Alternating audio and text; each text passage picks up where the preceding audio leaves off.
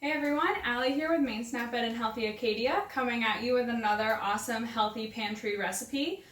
So as we're in summer and people's vegetable gardens are blooming and you might be picking up some fresh vegetables at the food pantry, I thought today we can make some bell pepper nachos. So these are just going to use some bell peppers. And then I also like this recipe because you can use whatever protein you want. So I have some pinto beans from my pantry, but if you want to use already cooked meat, or even tofu, those are fine options as well. And then remembering just to get low-fat dairy. So whatever cheese you get to shred that, just grab some low-fat dairy. And yeah, let's get started. So we remember that we want to always wash our hands before we get cooking. We want to make sure we wash our peppers thoroughly, and then we're going to drain and rinse our pinto beans. And while you're doing that, I've preheated my oven to 350 degrees, so you can get that going as well. Let's get started.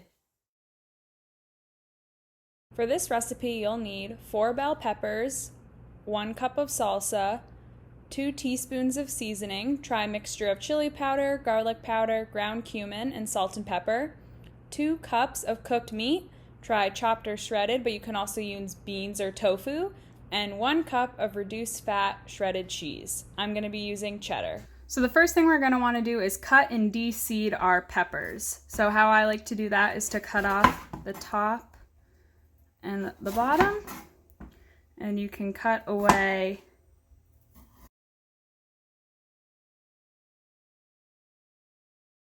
and then with our leftover pieces we want to cut them into bite-sized pieces.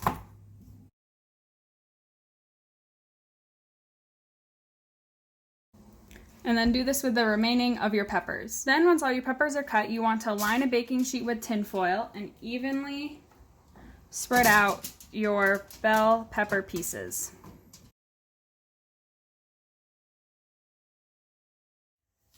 Next, in a medium bowl, we want to add our protein. So like I said, I'm using pinto beans. 1 cup of our salsa. I selected a mild salsa, but obviously you can add however hot you want it.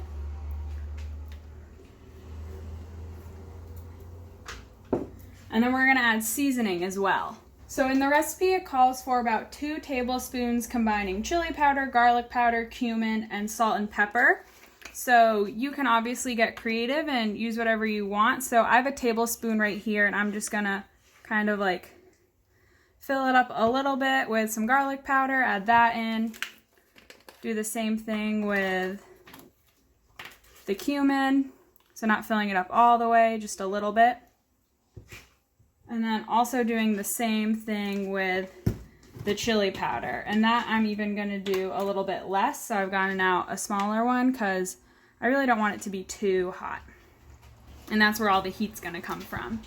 And then I'll do the same thing with my salt and pepper. So all together, there's probably about 2 tablespoons of different spices in here.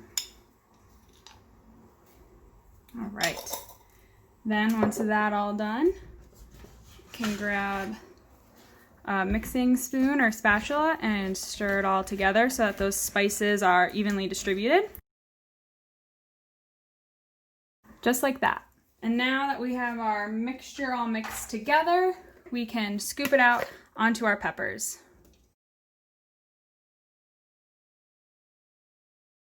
So you want to make sure it's evenly distributed just like that, so every pepper has a little bit of beans and salsa on it. And then our last step is going to be to grate our cheese. I have some cheddar cheese right here, but you could also use pepper jack or any other type of cheese that you want. So shred it up and then we'll sprinkle it on top of our nachos. All right, and now we can sprinkle our cheese right on top. And now we're going to throw them in the oven for 10 to 15 minutes, basically until all our cheese is melted on top. All right, well my nachos just came out of the oven and turned off my oven, and they look so yummy with the cheese melted. So like I said earlier, you can use any type of protein that you want. You can also use any colored red pepper, any type of cheese. This recipe is so flexible and a great way to get vegetables into your diet. And with that being said, enjoy!